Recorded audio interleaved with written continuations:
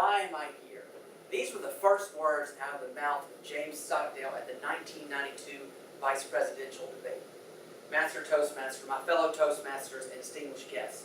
James Stockdale was the vice presidential nominee with Ross Perot in 1992, and he's famous for a few off-the-wall statements in that debate. Maybe his most famous one was when the moderator asked him his thoughts on health care, and he said, "I am all out of ammunition on that one." When I heard him say that way back when, my first thought was what every other American was thinking, and that was, Ross Perot is not going to be President of the United States. I felt bad for Mr. Stockdale then, but I feel like a kindred spirit with him, or I felt like a kindred spirit with him as I prepared this talk tonight, because I felt like I was out of ammunition on this topic also. But since this is what the topic is all about, here's my best shot at it. Why am I here? Plain and simple, I was born here. On February 10th, 1971, I was born here at St. Vincent's. At 12:04 p.m., I came shooting out of my mom's womb, and I'm very excited that that happened because I can be a Toastmaster because of that moment. My mom and dad raised me here in Little Rock with my two brothers, Mike and Kyle, but it wasn't until I got to Arkansas State University that I really discovered who I was as a person. I went up to Arkansas State to major in radio and television, and I pretty much followed that plan up until my junior year when I was on this radio show, and my roommate came home one night and said that he'd been talking to my boss, and my boss said Hargett would be okay if he had a little more testosterone.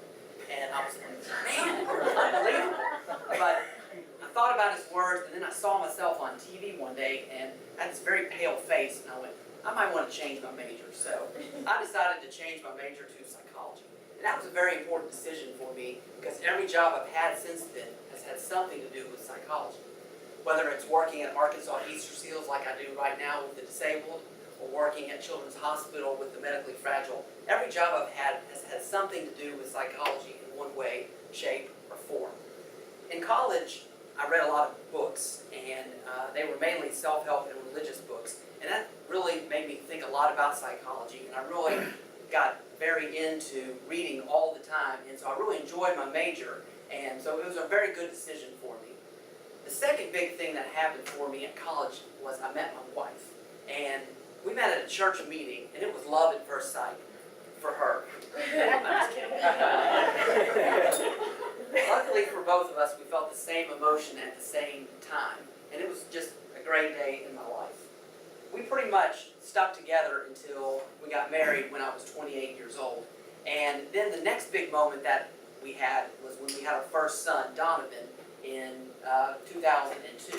And when he was born at Baptist Hospital, I was very excited. It was just overwhelming. I felt a lot of love for my wife, a major amount of love on my wedding night with her, but it just was very hard to describe what it felt like when I had my first son. And it was just very overwhelming to me.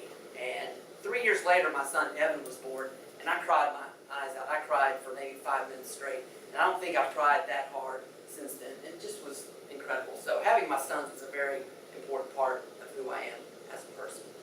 I've pretty much given you a broad outline of my life up until up until May 14th of last year, and I want to close my talk with talking a little bit about what has happened in the last year. On May 14th last year, I published my first book, a Christian book. I self-published it, and it's called The Most Powerful Way to Live. And I dreamed about this moment since I was 20 years old, and when it happened, I just was super pumped. But I didn't know at the time that I was about to encounter 11 months of pain in my life.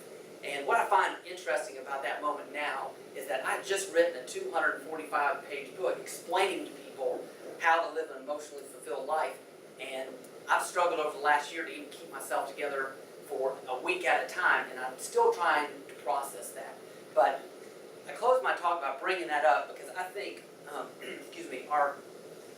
who we are as people is pretty much about our past, our present, and our future. And since this was an icebreaker talk, I pretty much dealt with my past. But since the future's still ahead of us, I look forward to explaining a little bit more about myself. And like a good speaker, I want you guys to want to hear more, so I'm going to leave you hanging on that. And I hope to hear more from you guys in the future. So, thank you, Master.